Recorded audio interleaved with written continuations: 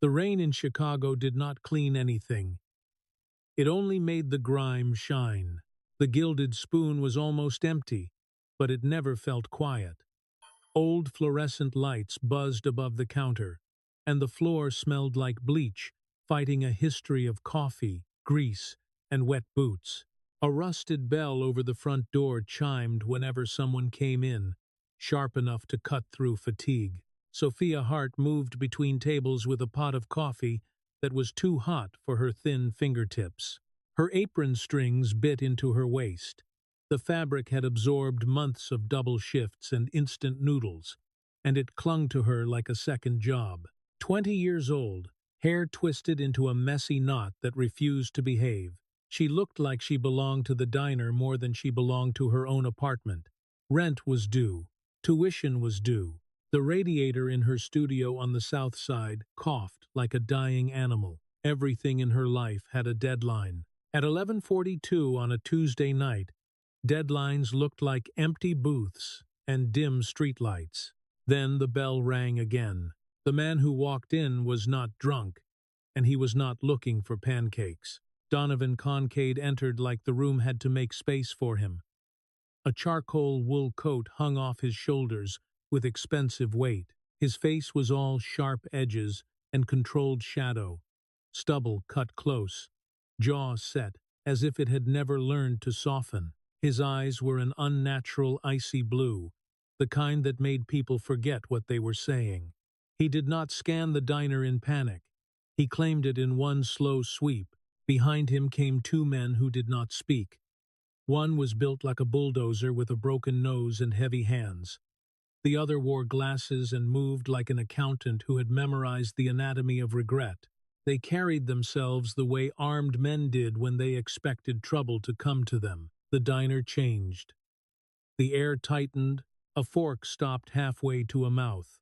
Pop, the short order cook behind the grill, froze with his spatula mid-air, grease hissing on the flat top like a warning.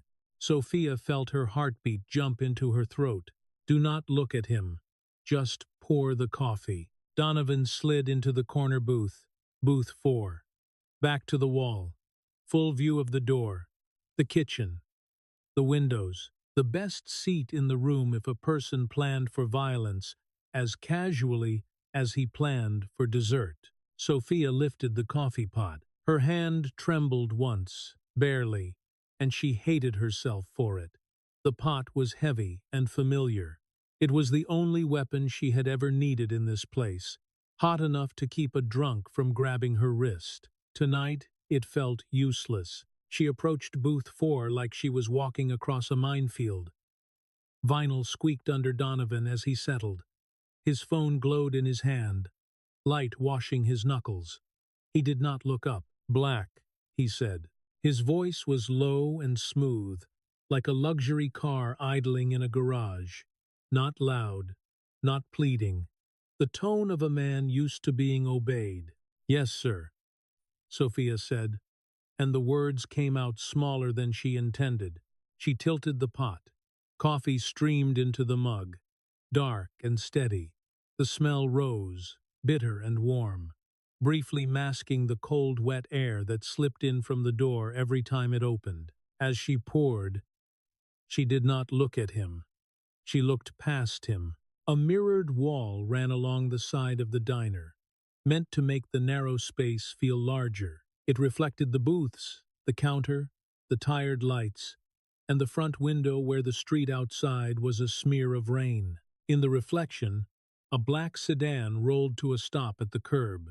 No headlights, no interior glow. Sophia's breath caught. Cars stopped outside the diner all the time. Men smoked, couples fought, people sat with their hands on the wheel and stared at nothing. Chicago did not run out of reasons, but the sedan's back window began to roll down, slowly, smoothly. A long, matte black barrel slid out into the rain.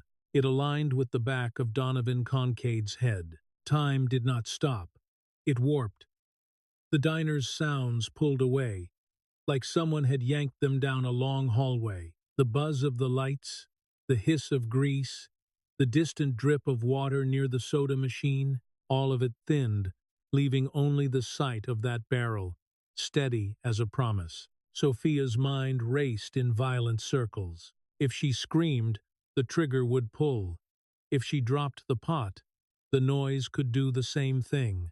If she froze, Donovan would die in front of her, and his men would turn the diner into a grave. She did not have time to think. Something old and cold rose inside her, a reflex she had tried to bury under normal life.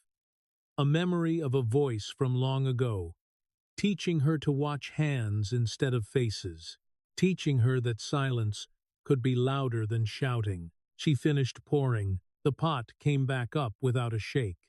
Her left hand slid onto the table, close enough to sit in Donovan's peripheral vision, but not so close it looked like panic. Her thumb tucked into her palm, fingers folded over it. Then her index finger tapped the tabletop twice.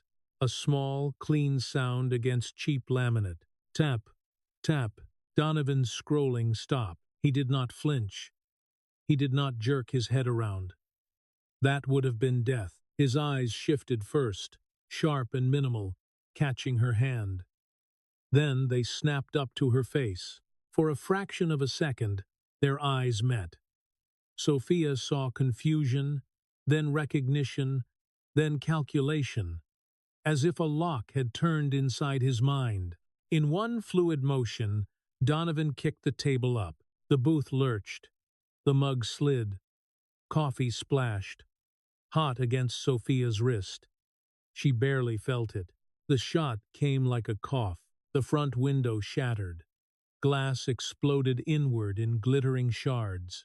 The bullet tore through the vinyl seat exactly where Donovan's head had been a second earlier, and slammed into the wall with a dull, vicious thud. The diner erupted. One of Donovan's men was already moving. Gun up, stance wide, firing toward the street. The other drew his weapon with surgical calm. Shots tight and controlled, the sound booming inside the small room until Sophia's ears rang. Pop shouted behind the counter, a raw animal sound. A chair scraped. Someone screamed. Someone else hit the floor hard enough to rattle silverware. Sophia dropped with the instinct of someone who knew what bullets did. Her palms slapped the dirty tile. The smell of old gum and disinfectant rushed into her nose. A hand locked around her wrist. Donovan yanked her down behind the overturned table and shoved her lower, his body blocking the open line of fire. He was not gentle. He was efficient. Heavy muscle, heat, sandalwood, and gunpowder. The sharp edge of danger pressed into her space. "Stay down," he hissed, voice tight in her ear. Outside, tires screamed. The sedan peeled away into the rain, engine howling, disappearing into the wet glare of streetlights. The gunfire stopped as suddenly as it had begun. Silence slammed down, thick and ringing. Glass tinkled as it settled. The fluorescent lights buzzed like nothing had happened, indifferent to the fact that a life had been inches from ending. Donovan rose first. He brushed glass from his coat with a calm that felt unnatural. His gaze tracked the bullet hole in the booth, the splintered vinyl, the ruined window. Then his eyes found Sophia. She was still on the floor. Her throat felt too small for air. Her hand shook now, betraying her, and she hated it. Donovan reached down. His hand was large, gloved, his grip firm enough to bruise. He pulled her up in one motion, like lifting a thing that belonged in his world now. He stared at her the way predators stared at unexpected movement. "Who are you?"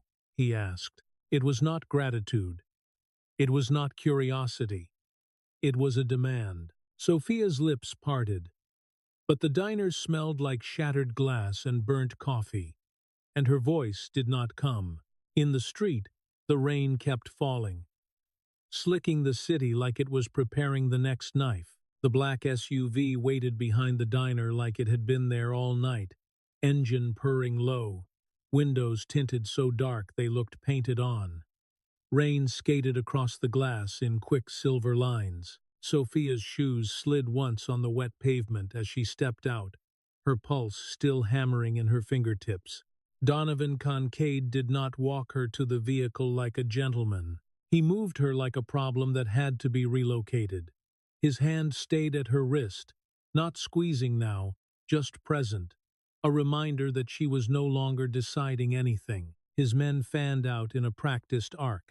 The big one, Silvio, scanned the street with a blunt vigilance, shoulders squared, as if his body could take the next bullet. Arthur, the one with glasses, watched everything without looking like he was watching. His eyes flicked to the roofs, the parked cars, the alley mouths.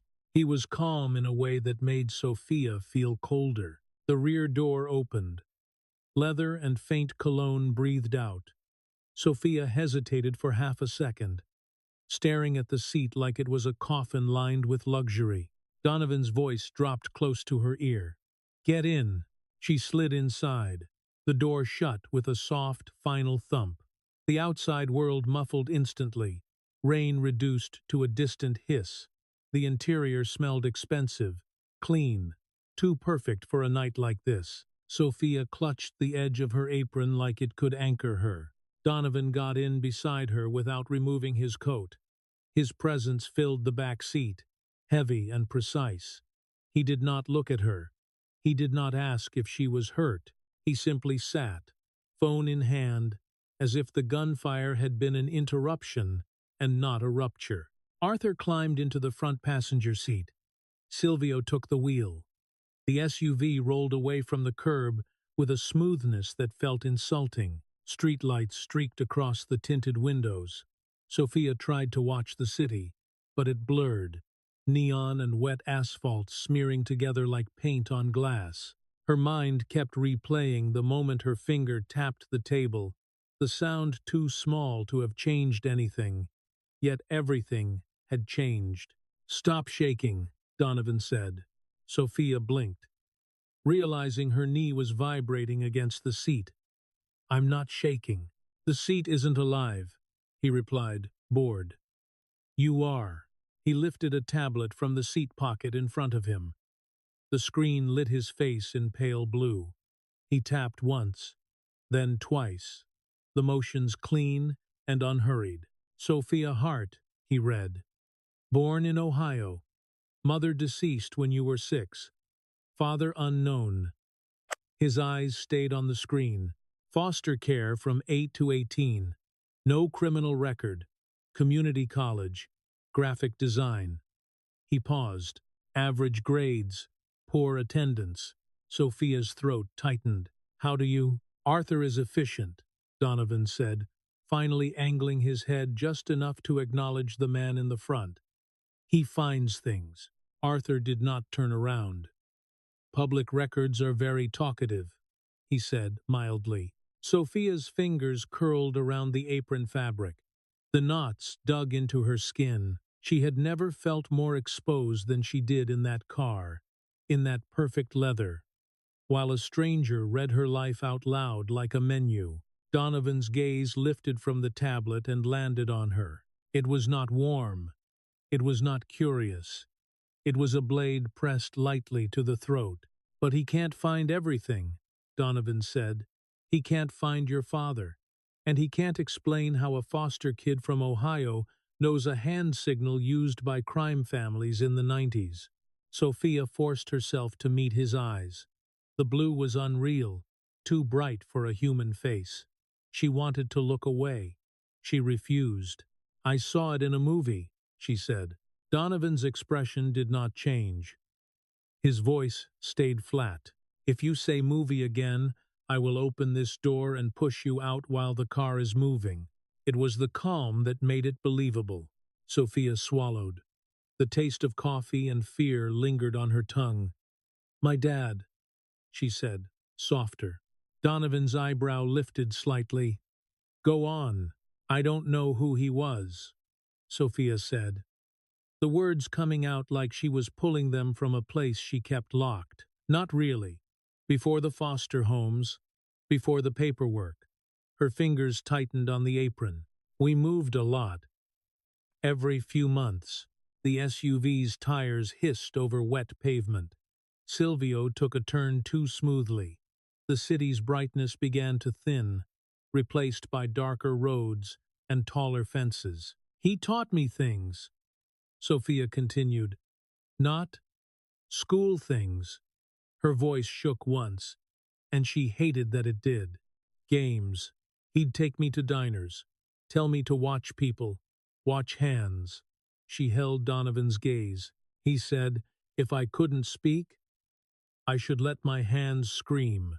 For a moment, Donovan's face went still, not with emotion, but with attention, like a lock picking itself. What was his name?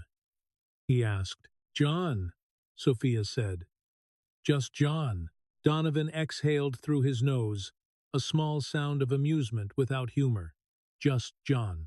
The SUV slowed. The road curved. Ahead, iron gates rose out of the rain like the mouth of a fortress. Cameras perched on stone pillars. A keypad glowed under a small canopy. A guard booth sat to the side, lit from within. Silhouettes moving. The gates opened before the SUV fully stopped. Sophia stared. Her chest tightened again, but this time it was not only fear, it was disbelief. This was not a house. It was a statement. Stone walls, dark windows, floodlights sweeping the grounds, dogs pacing along a fence line in the distance, their bodies low and alert. Donovan watched her reaction with the same cold interest he had used to watch her hands. This is the deal, he said, as the SUV rolled through the gates. You saved my life. I acknowledge that debt. His voice did not soften on the word debt. It sounded like a law, but you are now a loose end. Sophia's mouth went dry. I didn't do anything. You signaled me during a professional hit, Donovan said. The shooter saw you. If I leave you where you belong, you'll be dead by sunrise. She opened her mouth to argue, then closed it. The rain tapped the roof like impatient fingers. The SUV stopped in front of the mansion. The place loomed, black stone and glass, modern angles cutting against the night. The front doors opened, as if the house itself had been expecting them. Donovan stepped out first. He offered Sophia his hand, not as kindness, but as instruction. She hesitated. His gloved hand hovered, steady, patient, in a predatory way. Sophia took it. His grip was warm through leather, and the contrast made her skin prickle. Inside, the foyer was marble and emptiness. The air smelled faintly of polished stone and something expensive that could not quite hide the sterile cold underneath. Footsteps echoed too loudly. The space felt built to swallow voices. Silvio, Donovan called, not raising his voice. East wing. Blue room. Get her clothes. His eyes flicked to Sophia's apron as if it offended him. Burn that. Sophia's fingers tightened on the fabric instinctively. Wait. Donovan stopped. The silence in the foyer sharpened. Arthur paused a few steps behind, a shadow with glasses. What? Donovan said. Sophia surprised herself by holding her ground. Maybe it was the adrenaline refusing to die. Maybe it was the sudden understanding that her old life was already gone. I saved your life, she said. Her voice was steady now. That means you owe me. Silvio made a sound somewhere between a laugh and a snort. Donovan turned fully toward her, and for a heartbeat, Sophia thought she had made a fatal mistake. He walked closer until the marble chill rose between them. He looked down at her like she was something the rain had dragged in. I am giving you walls and guards and a reason to wake up tomorrow, he said, quiet and sharp. Is that not enough? No, Sophia said. The word landed hard in the emptiness. Donovan's eyes narrowed, as if he was deciding whether to respect her or break her. Then what? He asked. Sophia lifted her chin. The smell of rain still clung to her hair. I need my books, she said. I have an exam on Friday. For a second, Nothing moved. Then Arthur's mouth twitched, a smile that vanished almost instantly. Donovan stared at Sophia as if she had spoken in another language. Then the corner of his mouth flickered. Not warmth, not mercy. A dangerous smirk, brief as a match in wind. "Arthur," Donovan said, not breaking eye contact with her. "Get her books. Get her a laptop." Arthur inclined his head. "Yes, boss." Donovan's gaze stayed on Sophia, and his voice dropped even lower. "Go to your room," he said. "Lock the door." Sophia's pulse jumped again. "I'm not a prisoner." Donovan's eyes held hers, cold enough to make the marble feel warm. "Not everyone in this house is grateful," he said. A maid appeared silently at Sophia's side, as if summoned by the threat itself. Gentle hands guided her toward a corridor that stretched into shadow. As Sophia was led away, she looked back once. Donovan was already lifting his phone, his face hardening into the mask again. The man who had rules for everything, even rescue. His hand rose briefly to his left wrist, rubbing the spot where she had grabbed him in the diner, as if her touch had left a mark he could not ignore. Sophia's stomach tightened. The doorways felt narrower as she walked. Behind her, the house swallowed sound. In front of her, a lock waited to click. And somewhere beyond the gates, someone who had watched her fingers in a mirror was already deciding how to erase her. Morning arrived without warmth.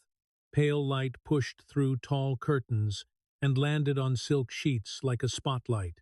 Too clean, too bright, as if it was meant to expose rather than comfort. Sophia lay still for a moment, listening. Nothing. Then, everything. A distant hum, low and constant, like machinery breathing behind walls. The soft tick of a clock she could not see. Footsteps somewhere down the corridor, measured, unhurried. Outside the window, rain had stopped, but the world still sounded wet. A bird called once and went silent, as if it had remembered where it was. Sophia sat up. The bed was absurdly large. The air smelled faintly of lavender and expensive detergent, a scent that did not belong to her. She slid her feet to the floor. The carpet was thick enough to swallow sound. That made her uneasy. She crossed to the door. The handle did not turn. She tried again, slower this time, as if gentleness might change the lock's mind. Metal stayed firm. Sophia pressed her forehead against the cool wood, exhaling through her nose. She counted to 3, then checked once more. Still locked. A gilded cage, wrapped in velvet. She stepped back, scanning the room like she could map an escape with her eyes. French provincial furniture. A vanity with a mirror so polished it looked like it could lie. A walk-in closet with rows of clothes hanging in perfect color order. All her size, all new. That detail made her skin prickle more than the lock did. Someone had measured her life fast enough to dress it. She moved to the window. The grounds below were manicured like a magazine cover, green and immaculate, but the security ruined the illusion. Men with rifles patrolled in slow loops. Cameras sat on corners like patient insects. A dog strained at a leash, nose to the wet grass, pulling its handler along as if it could smell fear. Sophia's stomach tightened. She turned back to the bed. Her apron was folded on a chair. "Burn that," Donovan had said. Yet it was still here, like a taunt, like proof she had been collected but not erased. She picked it up and held it for a second. The fabric was rough, familiar. It smelled like coffee, and for a heartbeat she wanted to cry. A click sounded at the door. Sophia froze. Her hand clenched the apron tighter. The lock turned. The door opened just enough for a wedge of hallway light to spill in. Arthur Pendleton stepped through, carrying a tray and a stack of books. He wore the same calm as the night before. Glasses clean, suit unwrinkled. It was early, but he looked like he did not believe in sleep. He placed the tray on a small table by the vanity. The smell of eggs and butter rose into the sterile air, suddenly out of place. Next to it he set down a laptop and her textbooks, neat as a contract. Graphic design, Arthur said, dry as paper. Sophia stared at the books, then at the laptop. Her relief was immediate, then sour. Relief was a trap. This was not generosity. It was management. It's monitored, Arthur added, tone casual, as if he was talking about weather. Don't try to email the police. The firewall will flag it, and Mr. Concade will smash the device. He set a fork beside the plate with a soft clink. The sound echoed too clearly. Eat, Arthur said. Sophia's voice came out tight. Where is he? Arthur's gaze flicked to her neck, then away, as if he was cataloging details. Handling business. I'm not a prisoner, Sophia said. The words felt thin in this room. Arthur looked at her over the rim of his glasses. His eyes were mild, but there was nothing kind in them. Guests don't know dead signals from the 90s, Miss Hart. Sophia felt heat crawl up her throat. I told him. Arthur lifted a hand, stopping the sentence without raising his voice. Eat. He turned and walked out. The door shut. The lock clicked again, final and precise. Sophia stood there for a long moment, staring at the closed door like it might open from her anger. Her stomach growled, but she ignored it. She ran her fingers over the laptop lid instead, feeling the smooth metal. The screen was dark, reflecting her face back at her in a faint ghost image. She opened it. A small beep sounded, soft enough that a normal house would have swallowed it. Here, it felt amplified. The startup logo appeared, then a login screen. For a second, the cursor blinked in place. Then, it flickered, as if a second hand had touched it. Sophia's breath caught. She closed the laptop slowly. Her hands were steady, but her heartbeat was not. She forced herself to eat. The eggs were perfect. That made them worse. The fork felt too heavy. Every bite was an argument with her own body. She finished half, then pushed the plate away and paced the room until her steps started to form a rhythm. Back and forth, like a metronome trying to keep her sane. Hours crawled. She studied because studying was something she could control. She underlined sentences, wrote notes in the margins, and tried to pretend her life still belonged to deadlines like exams instead of deadlines like sunrise. But her mind kept slipping toward the locked door, toward the guards, toward the way Donovan's eyes had measured her like a threat. By late afternoon, the light shifted, turning the room gold, and for a moment the silk looked almost warm. Sophia stood by the window again, watching a guard's breath fog in the cold air, watching the dog circle and circle like it was tracing invisible boundaries. At 7 o'clock, the lock clicked. Sophia turned so fast, her hair tugged at her scalp. The door opened. A maid entered, head bowed, hands folded in front of her as if she had practiced humility. Her uniform was crisp, black and white, the fabric too pristine for this house to feel human. Mr. Day, Concade requires your presence for dinner, the maid said softly. Sophia swallowed. Requires. The maid's eyes did not lift. He asks that you wear the black dress in the closet. Not a request. Not a suggestion. A costume. Sophia walked into the closet. The black dress hung in the center like it had been waiting. Velvet, sleek, a slit that climbed high enough to make her feel exposed before she even touched it. She ran her fingers over the fabric. It was soft in a way her life had never been. She changed slowly, every movement deliberate, as if speed would mean surrender. The dress fit perfectly. That perfection made her skin crawl. She found makeup on the vanity, minimal and expensive. She applied just enough to look awake, to look like she belonged in a room that was designed to intimidate. When she stepped into the hallway, the maid led without speaking. The mansion swallowed their footsteps. Walls gleamed. Art hung in cold frames. The air smelled like polished stone and something darker underneath, something metallic that could have been nothing, or could have been blood remembered by the building. They descended a grand staircase. Sophia's hand brushed the banister, smooth and chilled. Somewhere far away, a door closed with a deep thud, and the sound rolled through the house like a warning. The dining room was cavernous. A long table stretched into shadow, set for 30, but only 2 places were arranged at the far end near a roaring fireplace. The fire snapped and hissed, orange light licking the edges of black marble. Donovan stood by the flames, holding a tumbler of amber liquid. His suit was tailored black, tie loosened, top button undone. He looked tired in the way predators looked tired. Like rest was a luxury they did not trust. The firelight carved hard lines across his face and made his eyes look even colder. He turned when she entered. His gaze moved over her once, quick and clinical. "You look decent," he said. It was the kind of compliment that felt like a test. Sophia's fingers curled around the back of the chair she had been guided to. The wood was smooth, but she gripped it like she needed proof it was real. "You look tired," she said. A small quirk touched his mouth. Not warmth, interest.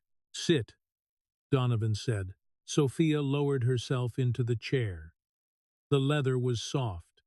The distance between them felt like a cliff. Plates arrived without sound, placed by staff who moved like ghosts. Roasted duck, truffle risotto.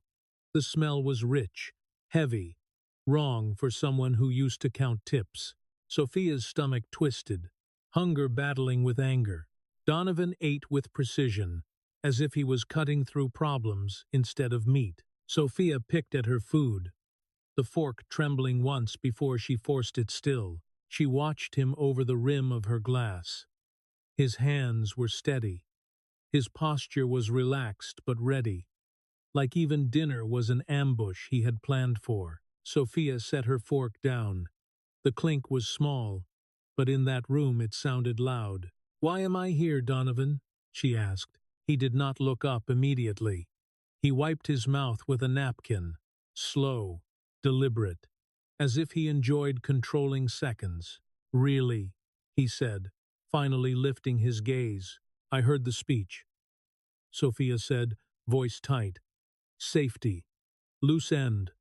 Sunrise." Her eyes held his. "That's not the whole truth." Donovan leaned back in his chair, swirling his drink. The amber liquid caught the firelight and flashed like a warning signal. "The thought crossed my mind," he said, "that you set me up." Sophia's chest tightened. "You think I—" "The timing was impeccable," Donovan continued, calm as if he was discussing a business deal. "You signal me. I duck. The shooter misses. I trust you. I bring you into my home." His eyes did not blink. Perfect Trojan horse. Sophia's hands pressed flat on her thighs, the velvet dress warm against her skin. She forced her breathing to stay even. "I'm a waitress," she said. "I worry about tips, not turf wars." Donovan's voice dropped slightly, sharpening. "Then tell me about John." The fire popped, a log snapping loudly, and the sound made Sophia's shoulders flinch before she could stop it. Donovan noticed. His gaze stayed on her like it could peel her open. He was not asking for a story. He was asking for the truth that would explain her hands. Sophia's fingers tightened against the velvet on her thighs until the fabric creased.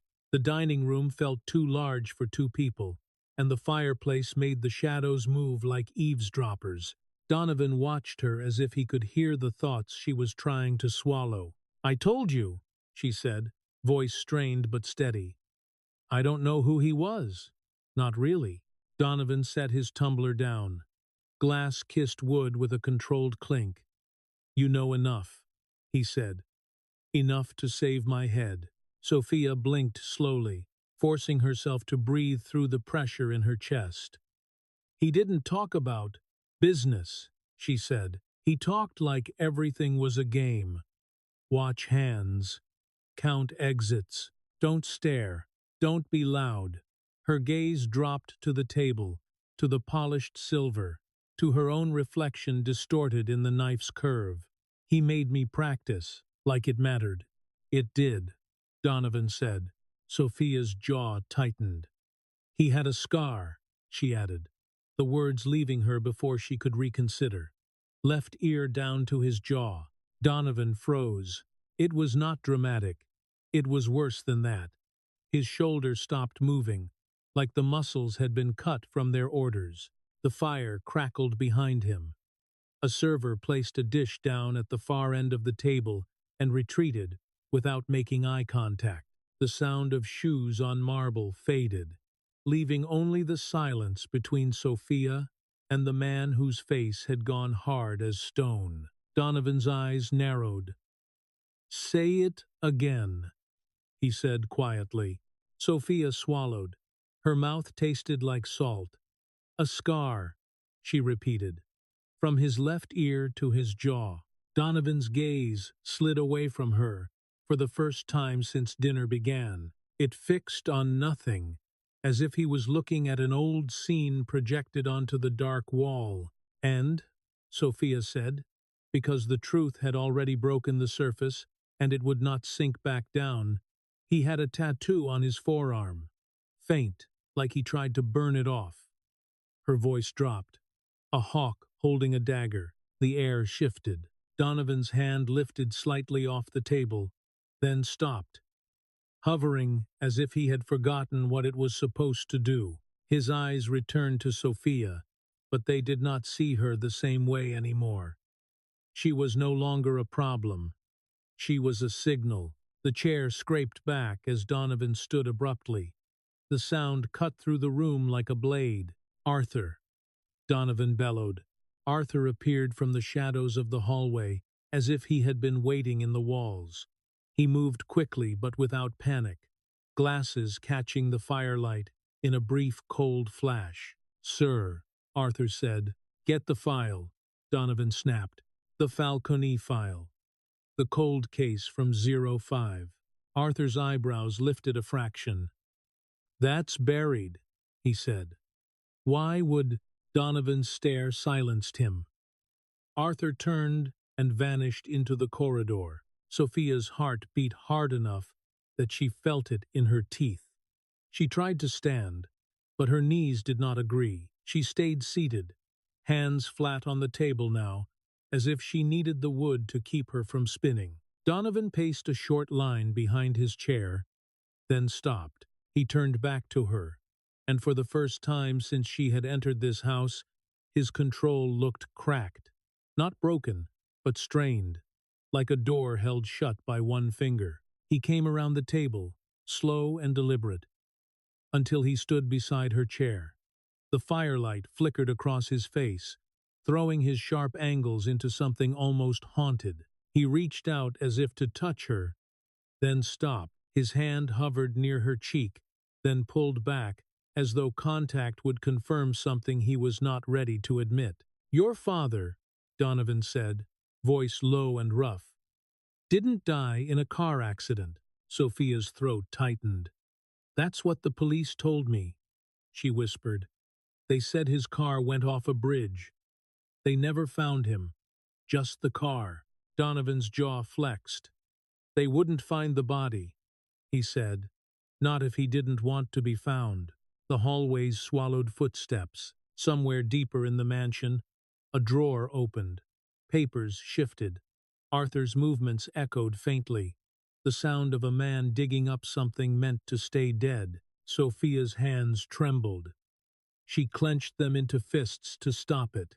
Arthur returned with a yellowed manila folder clutched under his arm. It looked heavy in a way paper should not. He placed it in Donovan's hands like he was handing over a weapon. Donovan tore it open without care for the age of it. The paper inside rasped like dry leaves. He flipped through photographs, reports, old clippings. His eyes moved fast, scanning, locking onto details. Then he pulled out a grainy black and white photo and slapped it down on the table in front of Sophia. The impact made the silverware jump slightly. "Is this him?" Donovan asked. Sophia's breath caught in her chest and stayed there. The man in the photo was younger than the father in her memories, harder around the eyes, dressed in a tailored suit she had never seen. But the shape of his mouth, the line of his cheekbones, the quiet confidence in the tilt of his head, it hit her like a fist. And there it was. The scar, left ear to jaw, clean and unmistakable. Sophia's vision blurred. "That's my dad," she breathed, the words barely forming. Her fingers reached out and hovered over the photo as if touching it would make it disappear. "That's John."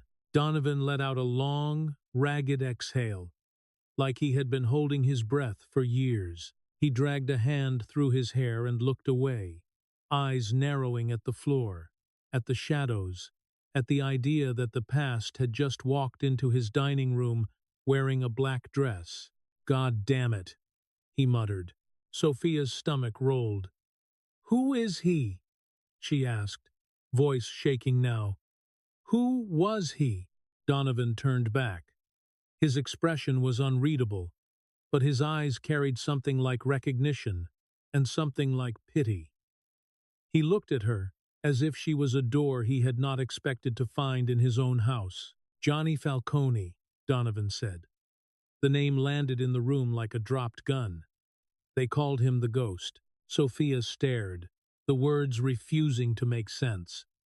"No," she whispered. "He was the underboss," Donovan continued, voice grim and steady now, sliding back into control, because control was what kept men like him alive. The greatest enforcer this city ever saw. 20 years ago, he vanished overnight.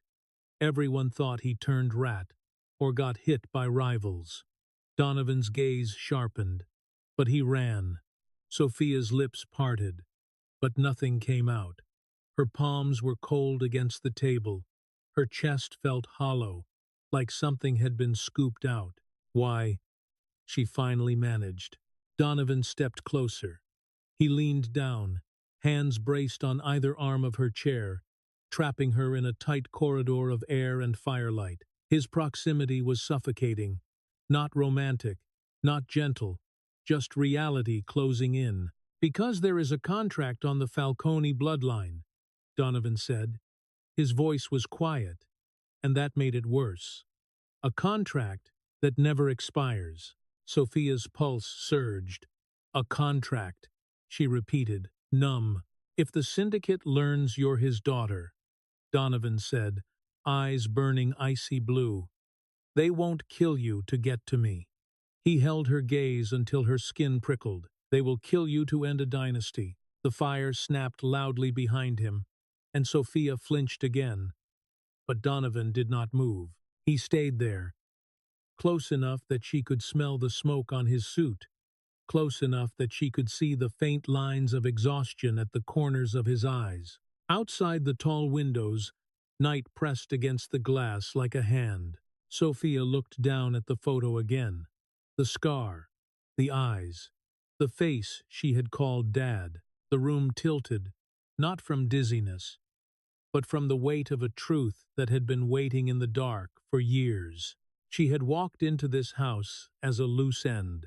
Now she understood she was a target with a history, and history did not let go easily. The mansion did not feel like a home after that. It felt like a museum built to display power and hide rot. For 2 days, Sophia moved through rooms that echoed when she breathed, carrying a folder that smelled like old paper and buried violence. Every surface she touched was cold. Every hallway seemed to listen. Donovan stayed distant. His voice traveled through doors more often than it reached her. Shouts in the study, short commands in the corridor, the snap of boots. the soft electronic chirp of a keypad somewhere deeper in the house. When Sophia caught glimpses of him, he looked past her, like his mind was fighting a war in another room. She tried to study. She tried to be the version of herself that still had exams and deadlines that made sense. But the name in the file sat in her chest like a weight, and the word contract made her skin crawl. She began to notice things she had ignored at first. How guards changed shifts at the same time every night. How Arthur's footsteps never hurried, even when he moved fast. How the cameras on the corners never blinked, not once. On the third night, a storm rolled in and pressed its face against the mansion. Thunder shook the window panes. Rain hammered the glass in hard sheets. The power flickered once, twice, and then the lights died completely. For a breath, the world went blind. A low hum rose as the emergency generators kicked in. Dim amber strips along the floor, and walls came alive, casting the hallways into a twilight that felt like a warning. Shadows stretched long and sharp. Every corner became a place to hide. Sophia could not sleep. The silence in her room felt heavier than the thunder, so she slipped out and moved toward the kitchen in socks, following the faint glow along the baseboards. The mansion at night was colder, the marble stealing warmth from the air. Somewhere far away, a door clicked shut. Somewhere else, a dog barked once and stopped. In the kitchen, the emergency light turned stainless steel into dull bronze. Sophia filled a kettle and set it on the stove. The soft rush of water sounded too loud. She lit the burner. The gas caught with a small woof that made her flinch. She was reaching for a mug when the kitchen door swung open. Bianca Rossi stepped into the amber glow like she owned it. She was tall, dressed in something dark that clung to her like smoke. Raven hair fell over one shoulder, glossy even in low light. Her lips were painted a deep red that looked too vivid for a power outage. In her fingers she held an unlit cigarette, more accessory than habit. Her gaze landed on Sophia and stayed there with practiced disdain. "So," Bianca said, voice smooth and heavy, like velvet dragged over glass. "You're the stray," Donovan picked up. Sophia's grip tightened around the mug. Ceramic pressed cold into her palm. "I'm Sophia. I know who you are," Bianca said, walking closer. Her heels clicked on the tile with precise contempt. "Or at least, what you represent." Sophia did not back away. She forced her shoulders to stay square. "I didn't ask to be here." "And yet here you are," Bianca said, stopping a foot away. The air between them smelled faintly of perfume and storm rain, sweet and sharp. "Wearing silk, eating his food, distracting him." Sophia's jaw tightened. "He's the one who dragged me in." Bianca's eyes flicked over her, quick and dismissive. "This world eats soft things," she said, "and you look very soft." Thunder rolled, closer now, and the generator's hum wavered. The amber strips along the wall flickered once. Bianca's expression shifted for a split second. Not fear, but irritation at losing control of the room. Then the emergency lights went out. Darkness slammed down. Total and immediate. "What the hell?" Bianca snapped, and the arrogance in her voice frayed. A sound cut through the black. Tip, tip, silenced gunshots. The kitchen window exploded inward. Glass sprayed like ice. Bullets chewed through cabinetry, where Bianca had been standing a second before. Bianca screamed, high and sharp, but Sophia moved on instinct. She tackled Bianca down behind the granite island, the impact knocking the air out of both of them. Sophia's shoulders slammed hard against stone. Pain flashed, bright and quick. Bianca tried to scream again. Sophia clamped a hand over her mouth. "Quiet," Sophia hissed into the dark. Her own voice sounded strange, too controlled. "Move." She dragged Bianca tighter against the island.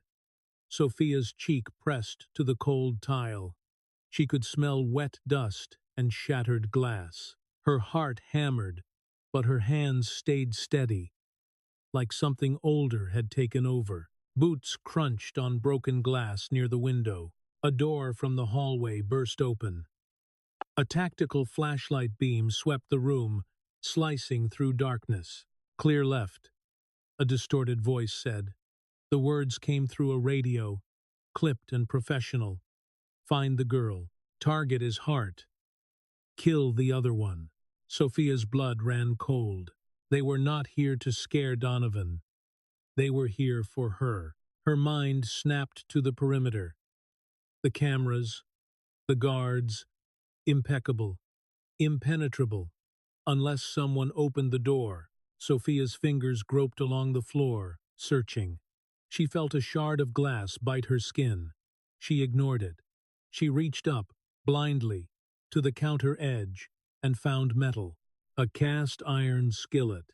It was heavy, honest weight, the kind that could break bones and still be just a kitchen tool. She gripped the handle with both hands. Beside her, Bianca's body shook. The woman's breath came in short, panicked bursts. The perfume that had seemed arrogant a minute ago now smelled like fear. "Is there a service exit?" Sophia whispered. Bianca swallowed hard. In the dark, her voice sounded smaller. "Behind the pantry." "Go," Sophia said. Bianca hesitated. "What about you?" Sophia's mouth went dry. She could hear the men moving, slow and methodical. She could hear the radio crackle. She could hear her own pulse in her ears. "I'm the distraction," Sophia whispered, and hated herself for how reckless it sounded. She grabbed a ceramic bowl from the counter and slid it across the floor toward the opposite side of the kitchen. It scraped, then crashed against the stove with a sharp crack that made the flashlight beam jerk toward the noise. A silhouette shifted in that direction. Sophia rose from behind the island with the skillet raised. The gunman turned too late. The skillet swung in a tight arc and slammed into his wrist. The impact shuddered up Sophia's arms. A sickening crunch followed, wet and final. The gun clattered to the floor. The man grunted, staggering back. Sophia did not wait. She kicked his knee hard. The joint bent wrong. He dropped with a choking sound. Sophia lunged for the gun, fingers brushing cold metal. Then, an arm locked around her throat from behind. The grip was brutal, forearm crushing her windpipe. The man smelled like rain-soaked fabric and cheap tobacco. Her feet scraped on tile as she clawed at his arm. Stars burst across her vision. "Got her," he grunted into his comms. Sophia tried to breathe. Air refused. Her fingers dug into his sleeve, but he was stronger, and her hands were slipping. Her chest burned. Panic flared, hot and bright. Then a shot detonated in the enclosed space. Not silenced. Loud. Deafening. The arm around her throat went limp. The weight collapsed against her back, dragging her down. Sophia fell to her knees, coughing hard, lungs pulling in air like she was drowning. Bare feet slapped tile. A figure stood in the doorway, framed by lightning through the broken window. Donovan. He wore dress pants and a white undershirt. No shoes, no jacket. His hair was slightly disheveled, his face carved into something savage.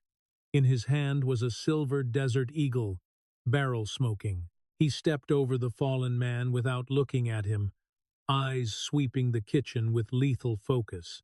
"Check the pantry," Donovan barked.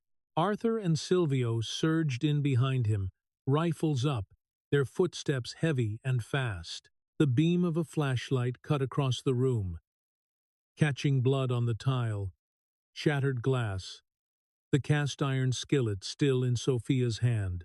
Donovan reached her in 2 strides. His hands grabbed her shoulders, turning her, scanning her throat, her wrists, her face. His touch was quick, searching for damage. "Did they hurt you?" he demanded. Sophia coughed, voice raw. I'm fine. She swallowed, tasting copper. Bianca. Pantry. Donovan's jaw tightened so hard a muscle jumped near his temple. Arthur returned a moment later, dragging Bianca out by the arm. Bianca was no longer shaking. Her chin was lifted. Her eyes were bright, defiant, almost relieved. She's a distraction, Bianca shouted, voice cutting through the chaos. My father said she ruins everything. The Falcone blood is cursed. We had to get rid of her to save the Alliance. The kitchen went still, except for the storm.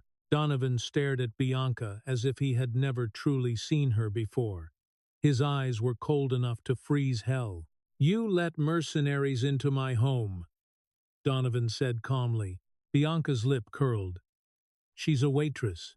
She's mine, Donovan snarled. The possessive word hung in the air like smoke. Sophia's stomach twisted. The bruise on her neck throbbed. Donovan's gaze flicked to it, and his hand rose without thinking, thumb brushing the red mark. His fingers trembled, not from fear, from rage. The system wasn't hacked, Donovan said, voice dropping to a lethal whisper. It was deactivated with a passcode. He looked at Bianca again. Only 4 people have that code. Arthur's eyes narrowed. Silvio's jaw worked. Bianca did not deny it. She simply smiled like she had finally chosen her side. Donovan turned his head slightly. Take her to the basement, he said to Silvio. Call her father. Tell him the alliance is over. Silvio's hand clamped around Bianca's arm. She jerked but did not fight as she was pulled away, heels clicking once more. But now the sound was desperate instead of proud. Donovan faced Sophia again. The storm wind rushed through the broken window, cold and wet. It lifted a strand of her hair and pressed it to her cheek, like a touch she did not want. This house is compromised, Donovan said. Sophia's throat tightened. If they know who I am, she whispered, there's nowhere safe.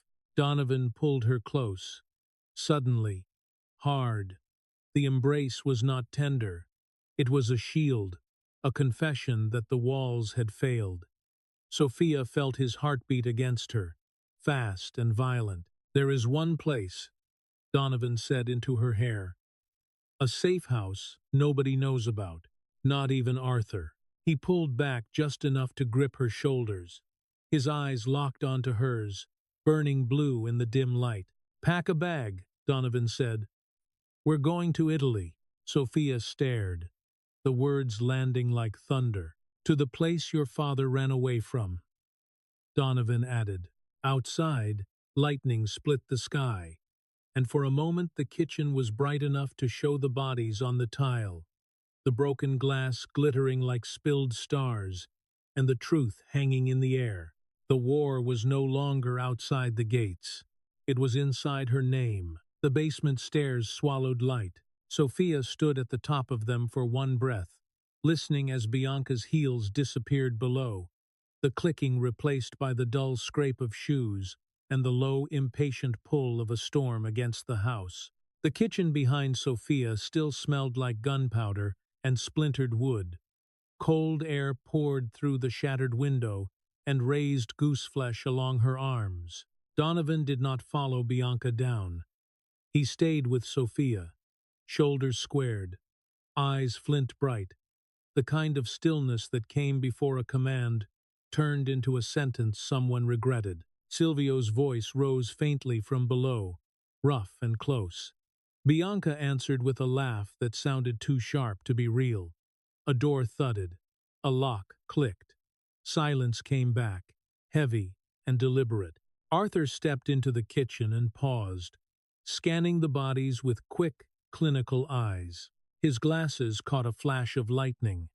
He looked to Donovan and waited, as if waiting was his default position when the world broke. Donovan's jaw worked once. Call her father, he said. Arthur's hand moved immediately, pulling a phone from his pocket. He didn't ask questions. He didn't hesitate. He simply turned slightly away, as if giving Donovan privacy while still obeying him to the letter. Sophia's throat tightened. She touched the bruise on her neck lightly and flinched at the tenderness. The pain anchored her. It made the scene feel less like a nightmare and more like a contract she had unwillingly signed. Donovan's gaze dropped to her fingers at her throat, then lifted to her face again. "You're bleeding," he said. Sophia looked down. A thin line of red traced from her palm where glass had bitten her. It wasn't much, but the sight of her own blood in this kitchen made her stomach twist. "It's nothing," she said. Donovan's mouth tightened, as if nothing was a word he no longer trusted. He grabbed a clean towel from the counter and wrapped her hand with brisk efficiency. His movements were controlled, but his fingers trembled once as he knotted the fabric, not from fear. From the effort of keeping rage contained. Thunder rolled overhead. The house answered with a soft groan somewhere deep in the walls. From the basement, Bianca's voice carried up again, muffled but defiant. "This is bigger than you, Donovan." Sophia felt Donovan's grip on the towel tighten. The cloth cinched her skin, firm enough to hurt. Arthur returned to the center of the kitchen, phone pressed to his ear. He listened, then lowered it slightly. "Mr. Rossi is on the line," he said. Donovan took the phone without looking at it. He held it to his ear and spoke in a tone that was almost calm. "Your daughter deactivated my security," he said. His voice was so steady, it made Sophia's skin prickle. "She let mercenaries into my home. She put a hit on a guest under my protection." A pause. Only the storm answered for a moment. Then Donovan's eyes shifted to Sophia, as if he wanted her to hear what came next, as if this was part of her education. "I don't care what you expected," Donovan said. "The alliance is over." Another pause. Donovan's expression did not change, but his shoulders sharpened, as if the words on the other end were pushing him. "Come explain why you tried to kill mine," he said. Sophia's breath caught on the last word. "Mine." It sounded like possession and protection tangled together so tightly she could not separate them. Donovan lowered the phone and handed it back to Arthur. "He's coming," Donovan said. Silvio reappeared at the kitchen doorway, rainwater darkening his sleeves. His face was set into blunt readiness. "Basement secure," he said. Donovan nodded once. Sophia's mouth went dry. "What happens when he gets here?" she asked. Donovan looked at her like the question was both reasonable and irrelevant. "He learns the cost," he said. The phrase should have sounded simple. It sounded like a verdict. Sophia glanced toward the hallway, toward the silent mansion that had promised safety with locks and rules. The place felt smaller now, not because the walls moved, but because trust had collapsed inside them. The security system had not failed. It had been opened. A house that could be opened, could be invaded. Donovan's gaze followed hers. "This house is compromised," he said, and his voice dropped into something colder. "Not just the gates. The people." Sophia's pulse jumped. "So there is one place," Donovan cut in. "A safe house nobody knows about. Not even Arthur." Arthur's head lifted slightly at that, but he didn't react beyond that single flicker. Sophia noticed it anyway. Even Arthur could be excluded. Even Arthur had limits. Sophia swallowed. "Italy," she said, tasting the word. Donovan's eyes held hers. "Sicily," he corrected quietly. "Where your father ran." Sophia felt the name of her father settle in her chest like a stone. She thought of the file photo, the scar, the suit she had never seen him wear. She thought of the warning Donovan had given her, that contracts did not expire. Her hand flexed inside the towel. Pain flared. Good. Pain meant she was still here. "Pack a bag," Donovan said. We leave tonight. Sophia looked around the kitchen again. Broken glass glittered on tile. Cabinets were shredded. One of the attackers lay face down in a widening stain that looked black in the emergency light. The cast iron skillet sat near the island, like it was waiting for a purpose again. She nodded once, because words felt too fragile. Donovan's hand caught her elbow. Not gentle, not rough, direct. Only essentials, he said. No calls, no messages, no notes left behind. Sophia's eyes narrowed. I'm not trying to. I know, Donovan said. Then softer, and that softness was more dangerous than any threat. But other people will try for you. They moved through the hallway together. The mansion's amber emergency lights made everything look like an old photograph. The air smelled metallic now, as if the house had finally admitted what it was built for. In a mirror along the corridor, Sophia saw herself and did not recognize the girl in the reflection. Towel-wrapped hand, bruise climbing her throat, eyes too alert. Donovan's reflection beside hers looked like a shadow that had learned to wear a suit. In the blue room, Sophia's closet waited with expensive clothes and silent judgment. She yanked a small bag from a drawer and stuffed it with the first things her hands found. Jeans, a sweater, socks, her textbooks, the folder that held her father's face. The weight of paper felt heavier than fabric. Down the hall, a door slammed. A voice rose and fell. The mansion breathed like an animal cornered. Sophia zipped the bag shut. The sound was small, sharp. When she stepped back into the corridor, Donovan was waiting, already in motion, phone in hand, speaking in short phrases that sounded like coordinates and timing.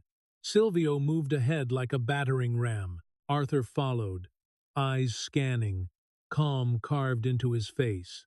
The front doors opened. Rain hit Sophia's face cold and hard, like the world was trying to wake her up all at once.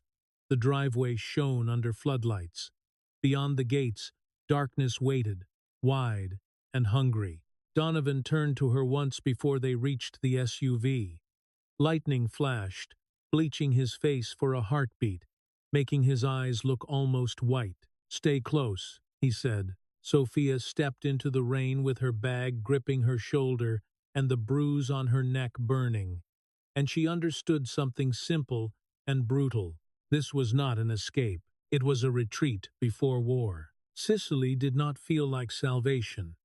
It felt like distance, and distance could be a weapon or a lie. The air outside the small airport was softer than Chicago's, heavy with salt and lemon and damp earth. Sophia stepped onto cracked pavement and blinked against the pale daylight, disoriented by how calm the sky looked after nights of storm and gunfire. The rental car waiting at the curb was battered and anonymous, the kind of vehicle no one remembered. Donovan drove without speaking, hands steady on the wheel, eyes scanning mirrors, as if the island itself could hide an ambush. The road narrowed as they climbed.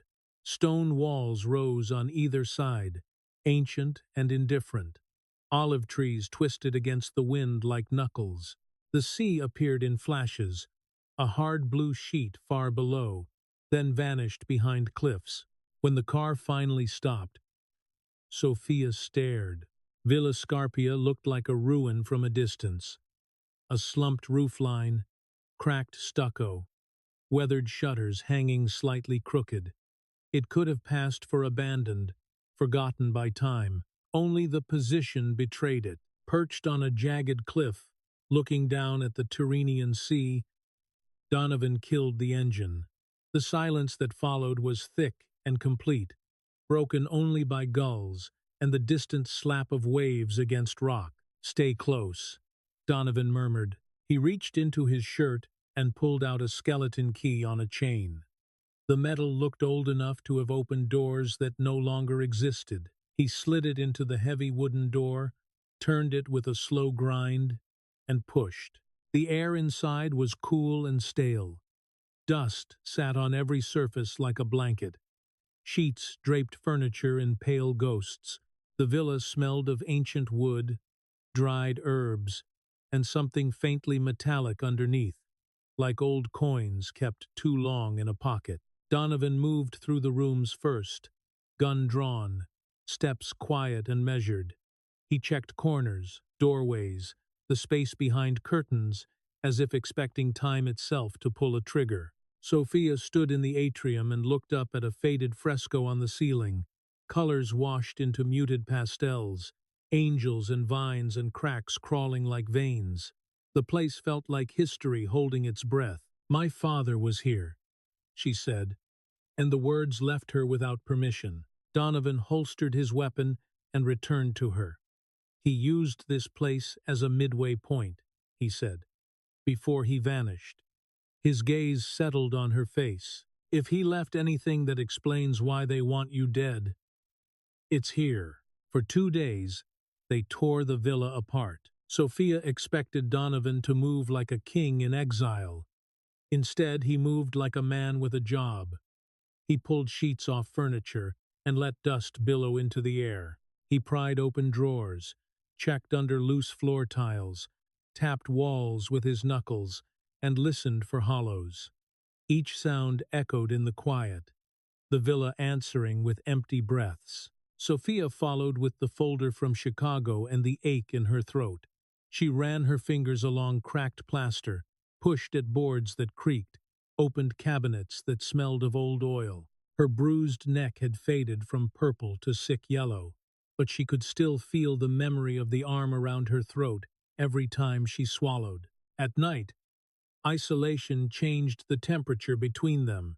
There were no guards in hallways, no staff watching with lowered eyes, no Arthur's clinical presence, only the sea outside and the wind pressing against the shutters. Donovan cooked because he needed his hands busy. He boiled pasta in a chipped pot like he was handling evidence. He cracked garlic with the flat of a knife, the sound sharp in the kitchen. Sophia washed dishes at a stone sink, the water cold, the soap smelling of lemon, and tried not to stare at the muscles shifting under his shirt when he reached for a pan. They spoke in fragments. Necessary things. Short questions.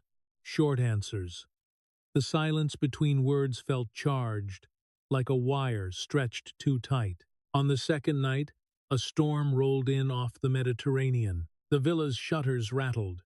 Wind threaded through cracks with a high whistle that made the candle flames lean. Rain struck the roof in quick, impatient bursts, and thunder arrived like a slow warning. Sophia drifted into a library that smelled of rot and dust. Shelves sagged under books, swollen with moisture. She ran her fingers along spines that crumbled slightly under her touch. The room felt like it had been waiting. She traced the carved wood of the fireplace mantel and felt something wrong. A groove that did not match the rest. A seam hidden by age. Sophia pressed her thumb into the groove. A click answered. A panel shifted outward with a soft scrape, as if the villa had finally exhaled. Her heart jumped hard. "Donovan," she called, voice low but urgent. He was there in seconds, gun drawn, eyes sharp. He stopped only when he saw her standing still, hands raised slightly, pointing to the open compartment. Donovan lowered the gun. His breath came out slow. Inside the hidden space sat a small leather-bound journal and a heavy iron key. Sophia reached in carefully, as if the items might bite. The journal's leather was cracked and warm from being trapped behind wood. The iron key was cold enough to sting, weighty in her palm. Edges worn smooth by years of handling. Her fingers shook as she opened the journal. The handwriting was jagged, rushed, familiar in a way she could not explain, as if the strokes carried the same impatience her father used when he tied her shoes too fast. Sophia. The name on the page hit her like a hand on the back of the neck. Her throat tightened. "If you are reading this, I failed." Sophia's vision blurred. She blinked hard, trying to keep the words steady. The storm rattled the window. The candle flame danced. The paper smelled faintly of smoke. I tried to buy our freedom. I stole the ledger of 6, the record of every bribe, every hit, every politician owned. I hid it in the vault in Chicago. I kept the key. Sophia's grip tightened around the iron key until it pressed a crescent into her skin. They don't want you dead for revenge, Bambina. They think you know where it is. They think you are the key. Run. Don't trust the Concades. Don't trust anyone. Sophia's breath hitched. Tears slid down her face without permission. They tasted like salt and dust. He stole their secrets, she whispered, voice breaking. That's why they hunted him. Donovan stepped closer and took the journal gently, as if he understood paper could be heavier than bullets. His eyes moved across the line about not trusting him. His jaw tightened, a small muscle jumping near his temple. He was right to warn you, Donovan said, voice rough. In his world, trust gets you killed. Sophia looked up at him, eyes wet, chest tight. Do you believe that? She asked. Donovan stared at her for a long moment. Candlelight flickered across his face, making the angles softer, then sharp again. The storm outside pressed harder, rain snapping against shutters like a fist. I did, he said quietly, until a waitress saved my life for no reason. Sophia's heartbeat stuttered. Donovan's hand rose and cupped her cheek, thumb brushing away a tear with surprising gentleness. His palm was warm. The contrast against the cold villa made her lean into it without thinking. He stepped closer until there was no space left between their breaths.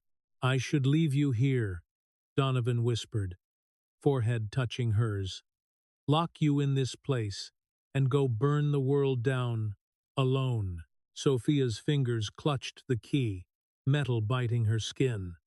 I don't want to be safe, she breathed. I want to be with you. The sound that left Donovan was low and strained, like control snapping but not breaking. Then, his mouth found hers. The kiss was not soft. It was desperate, edged with fear and need. Like both of them understood there was no clean ending waiting. Sophia wrapped her arms around his neck, pulling him closer, tasting storm and smoke and something bitter that felt like fate. The candle flame guttered in the draft. Thunder rolled, deep and close. When they pulled apart, breathless, Donovan's phone vibrated on the table. It was not his main phone. It was a burner, kept dark, kept off. Sophia stared at it, the vibration buzzing against wood like an insect trapped under glass. Donovan's face changed. Lover drained away. Soldier returned. He grabbed the phone and answered. Arthur? Donovan said. The voice on the other end was distorted, urgent. Boss. They found the flight manifest. The Rossi family sold the intel to the syndicate. Victoria Russo is en route. Sophia felt her stomach drop. Arthur's voice tightened. He's not in Chicago, boss. He was already in Italy. Donovan went still. The candlelight trembled across his knuckles. His fingers clenched around the phone hard enough to whiten. How long? Donovan asked. 10 minutes, Arthur said. Donovan ended the call.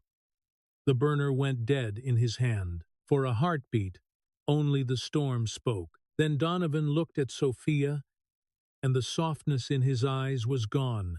In its place was urgency carved into steel. We have to go, he said. Sophia's hands closed around the journal and the key.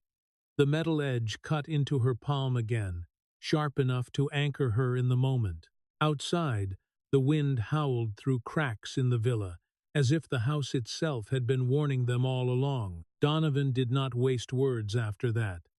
The villa that had felt like a hiding place became a trap in minutes. Sophia shoved the journal into her bag, fingers clumsy with urgency. The iron key stayed in her hand. It was too important to trust to fabric.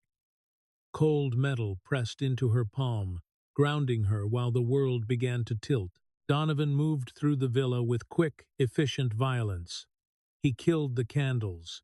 He pulled the curtains tight. He checked the doors again, even though he had checked them already.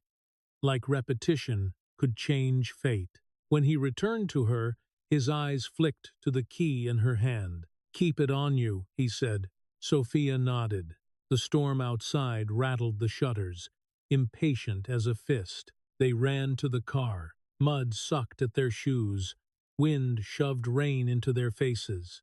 The battered Fiat waited near the cliff edge, dark and anonymous, its paint slick with water. Donovan shoved Sophia into the passenger seat and slammed the door, then rounded the hood and dropped into the driver's seat. The engine coughed once, then caught. Headlights sliced through rain.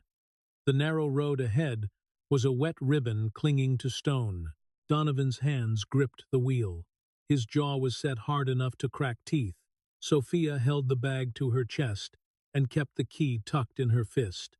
The iron edge bit into her skin with every bump. "Where are we going?"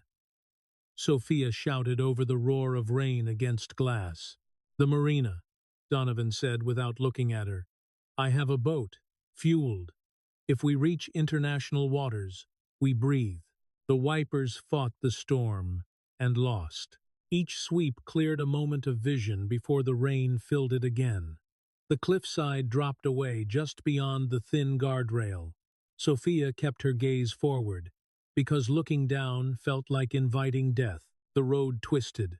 Donovan drove like he was chasing the edge rather than avoiding it, tires skidding slightly on slick turns, the Fiat's frame shuddering as it hit potholes filled with rainwater. Sophia's phone buzzed once in her pocket. She did not reach for it. It sounded like a temptation and a trace. Then, headlights appeared in the rearview mirror. High beams. 3 vehicles. Black SUVs, close enough that their lights turned the Fiat's rear window into a white glare. Sophia's throat tightened. "They're here." Donovan's eyes flicked to the mirror. No surprise, only calculation. "Get down," he said. Before she could move, the first shots cracked through the storm. Glass spiderwebbed across the rear window. The sound was sharp, ugly, amplified by the small cabin. Sophia dropped into the footwell. The key clutched so hard it cut a crescent into her palm. She smelled rubber, wet fabric, and the metallic tang of her own blood. Donovan swerved. The Fiat lurched. Sophia's shoulder slammed into the door. Another burst of gunfire. The rear glass shattered fully. Donovan's voice stayed steady. "Stay down." Sophia pressed her cheek to the floor mat. Water pooled under her. The bag thumped against her ribs with each violent turn. She could hear the SUVs gaining, engine growls layered behind them like a pack. The road narrowed into a sharper curve. Donovan yanked the wheel, then snapped it back. The Fiat fishtailed, tires screaming. Sophia's stomach dropped as if the car had stepped into empty space for a heartbeat, then found road again. Donovan slammed the Fiat sideways into the lead SUV. The impact was brutal. Metal shrieked. The Fiat jolted like it had been punched by a giant. Sophia's teeth clacked together. The SUV's headlights tilted wildly, then disappeared as the vehicle spun and slid toward the cliff edge. A moment later, there was a distant crunch and a fading roar, swallowed by wind and waves. 2 SUVs remained. Their headlights held steady now, angrier, closer. Donovan drove faster. The marina appeared like a smear of lights through rain, a desolate stretch of dock and dark water, the kind of place that felt abandoned even when it was alive. The Fiat skidded onto the gravel lot, spraying mud. "Run for the boat," Donovan barked. He killed the engine and shoved Sophia's door open. Rain slammed into her face. The cold stole her breath. She stumbled out, shoes slipping, and sprinted toward the dock with the bag bouncing against her hip and the key locked in her fist. The wooden planks were slick. Water ran in streams along them. The sea below churned, black and restless. A single speedboat bobbed at the end of the dock, rope taut, hull slapping against wood. Behind them, SUV doors slammed. Boots hit gravel. Voices shouted in Italian, distorted by the storm. Bullets cracked and splintered the dock. Wood exploded near Sophia's feet. She screamed, not a word, just sound, and ran harder. Donovan's Desert Eagle thundered behind her. Each shot was a cannon blast in the rain. One pursuer dropped, collapsing onto the dock with a ragdoll heaviness. Another ducked behind a piling. Sophia reached the boat and scrambled aboard, hands slipping on wet metal. She lunged for the console and twisted the ignition key. The engine sputtered. Coughed. "Come on," she whispered, teeth chattering. The engine sputtered again, then roared to life. The sound filled her chest with a brief, electric hope. She turned to Donovan. He was halfway down the dock, firing with terrifying precision. Rain plastered his hair to his forehead. His white shirt clung to him like a second skin. A muzzle flash lit his face in brief, violent snapshots. Then a bullet caught him in the shoulder. Donovan jerked, grunting, but he did not fall. He kept moving, one-handed now, jaw clenched, eyes burning through pain. He reached the boat in 2 staggering steps. Sophia rushed to the stern. "Get on," she shouted. Donovan's hand grabbed the rope instead. He yanked it free from the cleat with brutal efficiency. "Donovan," Sophia said, voice cracking. "Stop." He did not stop. He shoved the rope into the boat, then kicked the hull away from the dock. The gap widened instantly. Sophia stared at him, disbelief freezing her in place. "No, go," Donovan roared over the storm. Blood ran down his arm, diluted by rain. "Take the key to Arthur." Sophia's hands gripped the boat's railing. The metal was ice cold. "I'm not leaving you." Donovan's face tightened, and for a heartbeat the man in him broke through the boss. His eyes locked on hers, raw and furious. "You have to," he shouted. "Finish it." The boat drifted farther. The current grabbed it like a hungry hand.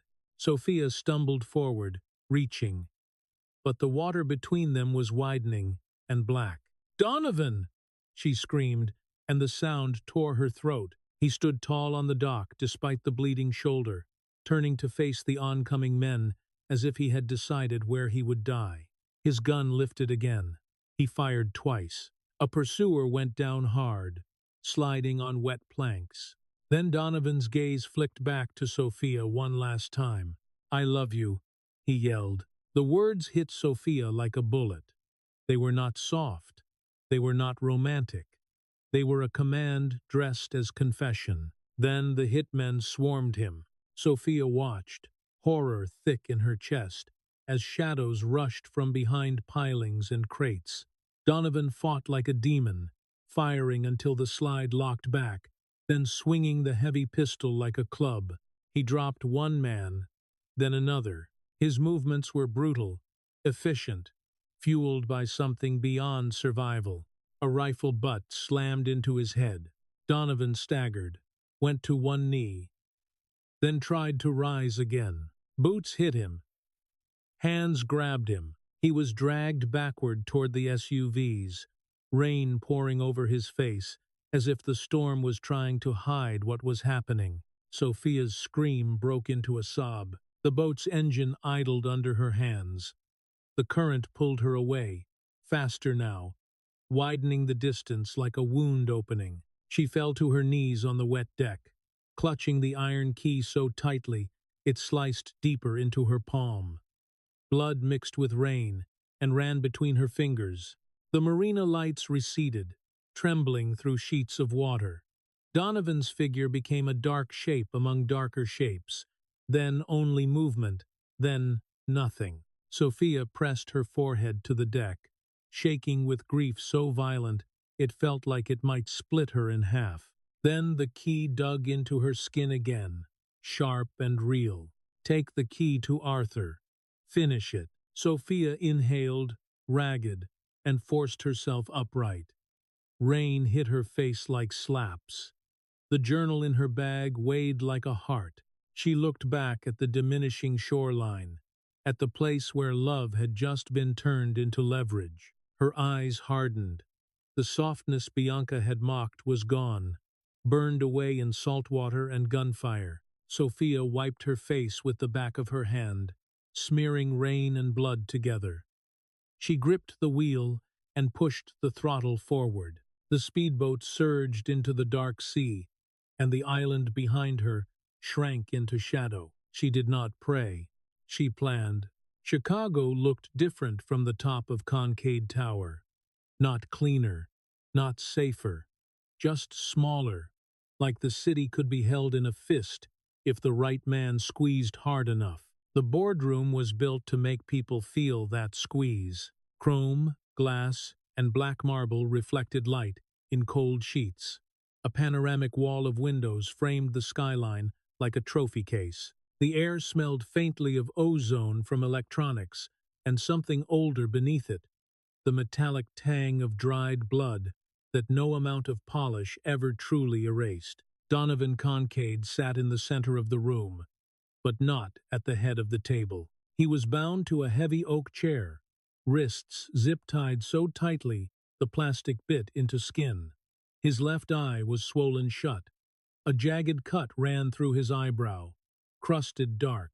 His shirt hung open at the collar, stiff with sweat and dried blood. Every breath pulled like it cost him something.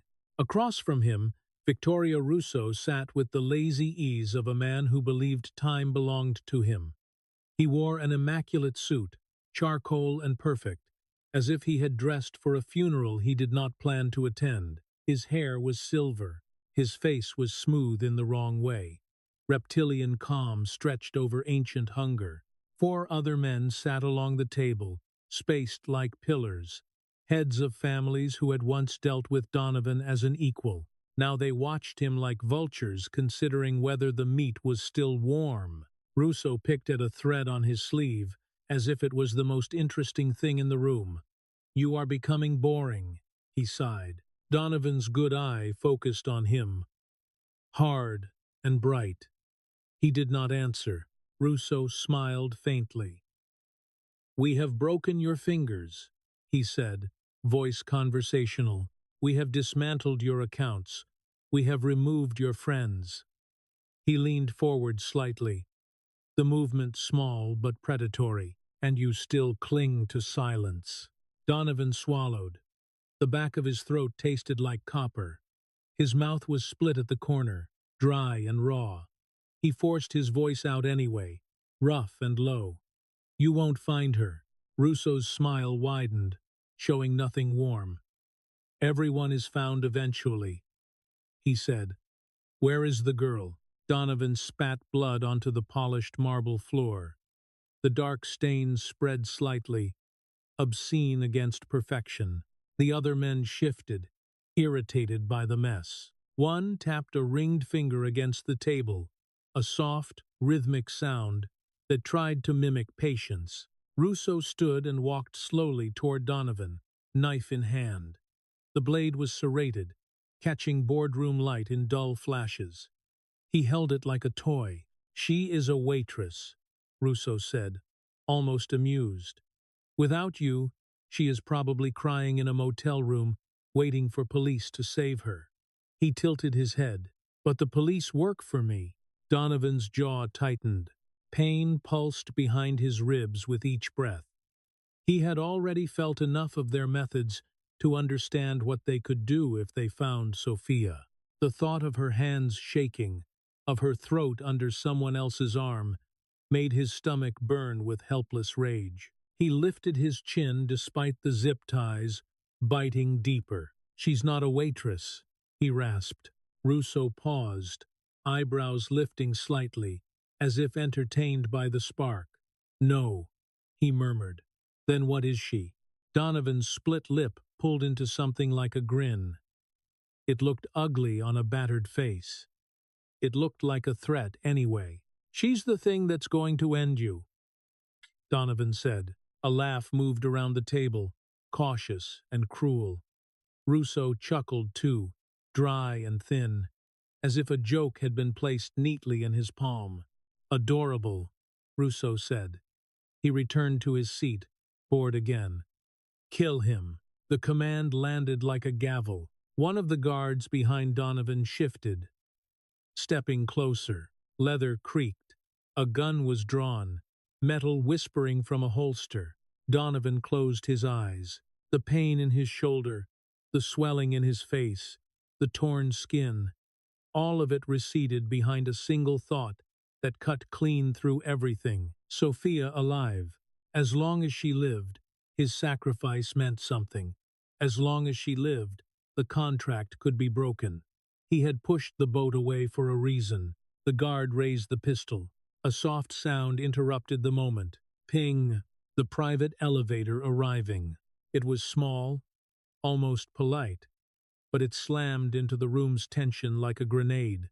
Russo's head snapped toward the elevator doors. The other dons went still, eyes narrowing. The private elevator was biometric, locked down. No guests, no accidents. The steel doors hissed open. Shadow spilled out first. Then a figure stepped onto the marble floor and into the boardroom's cold light. Sophia. The sight of her hit Donovan like air flooding into a drowning lung. For a split second, his throat constricted so hard he could not breathe. His good eye drank in the details automatically, because details were survival. She wore a white tailored suit that looked almost luminous against the black marble. Her hair was slicked back into a severe knot. Her lips were painted a deep, violent crimson, the color of a warning sign. Her posture was straight and calm, not the posture of someone walking into a death sentence, but of someone arriving to collect a debt. 2 steps behind her came Arthur and Silvio. Both looked battered, bandaged, but upright. Their rifles were held low but ready, military-grade lines of steel and intent. Donovan's heart punched against his ribs. How? When? His mind tried to bridge the gap and failed. Sophia did not look at him yet. She kept her gaze on the table of men, on Russo, on the ones who thought they owned the room. Her voice carried without strain, clear enough to cut through every breath. "Gentlemen," she said, "I believe you are sitting in my chair." Russo's face twisted, confusion and rage fighting for dominance. "The waitress," he hissed. Sophia continued forward, steps measured, heels clicking softly on marble like punctuation. She still did not look at Donovan. If she did, she might fracture. Donovan could see the tension in the line of her jaw, the discipline holding her expression together. "I'm not a waitress today, Victoria," she said. Russo's hand moved toward his waistband. One of the other dons lifted a palm slightly, as if warning him not to act too fast. "Kill her!"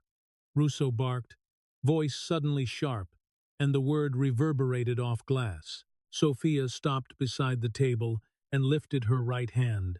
A remote detonator sat in her palm, small and black, thumb hovering near the switch. It looked absurdly simple. It looked like death. "I wouldn't," Sophia said calmly. "The lobby is rigged. The elevators are rigged. And Arthur has a very itchy trigger finger." Her eyes flicked once toward Arthur, who did not smile.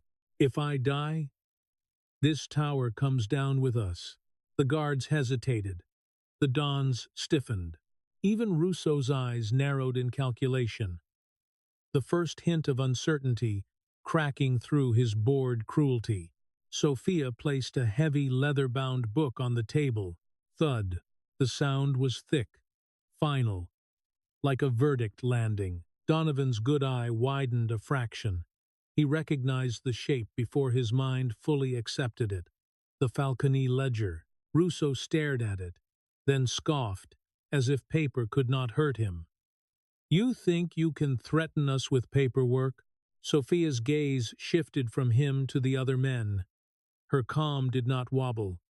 "Not you," she said softly, "but them." She turned slightly and spoke a name, then another, placing accusations with precision.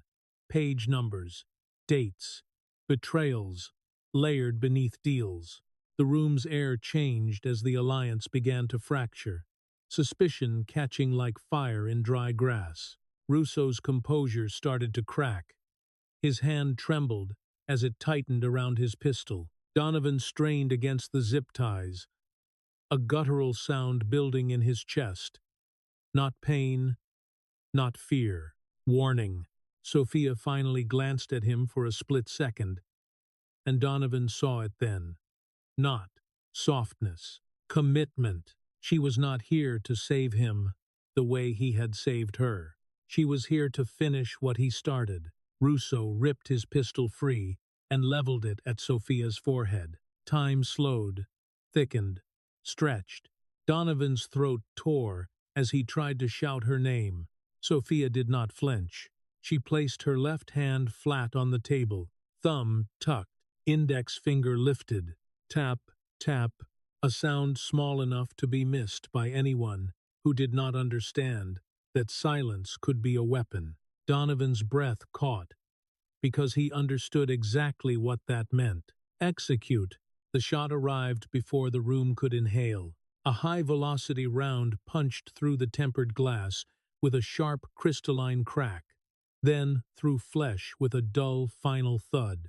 Victoria Russo's body snapped backward, as if yanked by an invisible rope.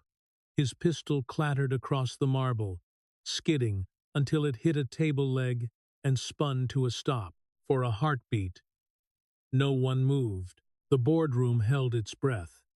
The skyline outside remained indifferent, lights blinking in the distance like nothing had changed. Inside, the silence was so complete, Sophia could hear the soft hum of the building's ventilation and the faint drip of rainwater somewhere in the tower's bones.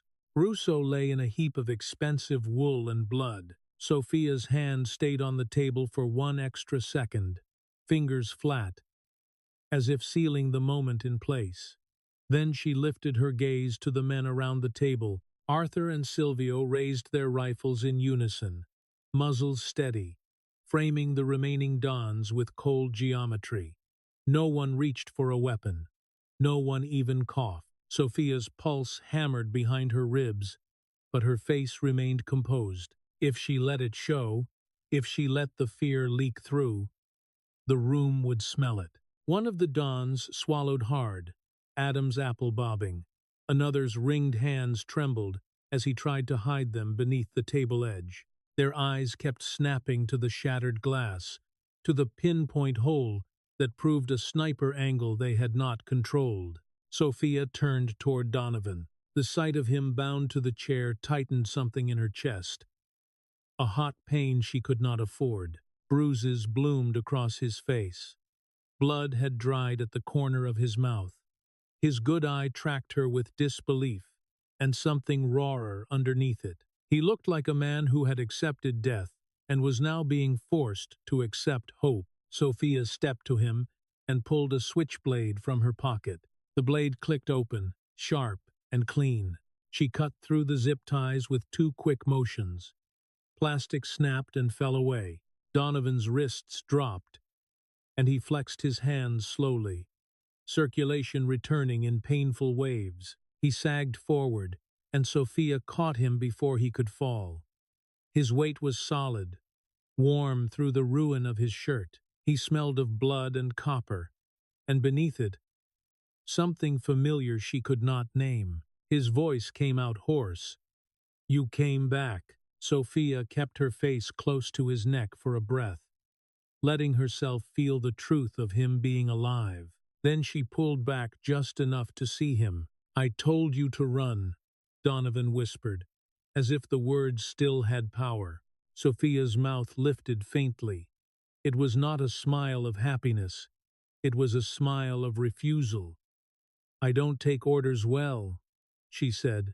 Donovan's broken laugh escaped like a cough. He leaned his forehead against hers, eyes shutting for a fraction of a second, the smallest surrender. "You're insane," he murmured. "I'm a falcone," Sophia replied, voice soft but steady. She helped him up. Donovan winced, but he stood, draping one heavy arm over her shoulders. His body leaned into hers, protective and exhausted. Sophia felt the tremor in his muscles and wondered how long he had been holding himself together by sheer will. Sophia turned back to the table. Russo's blood had begun to spread in a dark, irregular pool. The remaining dons stared at it like it was an omen. They stared at Sophia like she was the one who had become inevitable. Sophia reached for the leather-bound book on the table. The Falcone ledger felt dense under her hand, weighty enough to be more than paper. She slid it closer to herself with a controlled motion, claiming it without flourish. The sound of leather scraping wood was quiet, but every man heard it. "The ledger stays with me," Sophia said. Her voice did not rise. It did not tremble. It carried anyway, sharp as a blade laid flat. "As insurance," she continued. "Concade territory is sovereign." She paused, letting the word land. Sovereign was not a request. It was a boundary. One of the dons, Moroni, shifted. Eyes narrowed. He looked from Russo's corpse to the shattered glass, to Silvio's rifle. He did not like being cornered, but he liked dying even less. Sophia watched him closely, reading the micro-movements the way she had been trained to read hands. A twitch at the jaw, a blink too slow, a calculation forming behind the eyes. "The Falcone debt is paid," she said. "If any of you move against us, I release the files to the FBI within the hour." The room tightened. The word FBI was not dramatic. It was practical. It was the kind of consequence men like them feared, because it was bureaucratic and endless. Moroni swallowed again. His voice came out low. "We have an understanding." Another don nodded quickly, as if eager to get out alive. Others followed, their pride folding into survival. Sophia held their gaze until their eyes dropped first. Only then did she move. Donovan's arm stayed around her shoulders as they turned toward the elevator. His limp was pronounced now, but he did not let go. Arthur and Silvio fell in behind them, stepping around Russo's body without a glance, boots leaving faint tracks in blood that would be cleaned by someone who would never speak of this night. At the elevator, Sophia pressed the button. Ding! The doors slid open. The bright interior light looked almost gentle compared to the boardroom's cold darkness. As they stepped in, Donovan's voice brushed her ear. Weak, but certain. "Let's go home." Sophia looked up at him. "Home," she repeated, the word strange on her tongue. Donovan's split lip curved slightly. "The diner," he said. "I need coffee. Black. Booth 4. His eye held hers. "I think I can manage that." Sophia felt tears rise, sudden and hot. Not from sadness, but from the shock of surviving. She blinked hard. One tear escaped anyway and slid down her cheek. Donovan's thumb brushed it away, gentle now, as if gentleness was something he had earned back. The elevator doors began to close. Sophia looked out one last time at the boardroom, at the men sitting frozen, at the corpse on the marble, at the skyline beyond the shattered glass. Then the doors sealed shut, cutting off the violence like a curtain falling. Inside the elevator, the hum of the cables sounded steady, ordinary. Donovan's weight leaned into her. Arthur's breathing was calm behind them. Silvio's rifle stayed low, ready, as if readiness was a permanent state. Sophia tightened her grip on the ledger, leather under her fingers, power under leather. Her mind flashed to the smallest sound that had started everything, the tap of a finger against a table. Not loud, not dramatic, just precise. Quiet had always been her camouflage. Now it was her crown. When the elevator descended, Sophia did not feel like a girl who had been taken from her life. She felt like someone who had taken it back. Quiet hands ended loud men.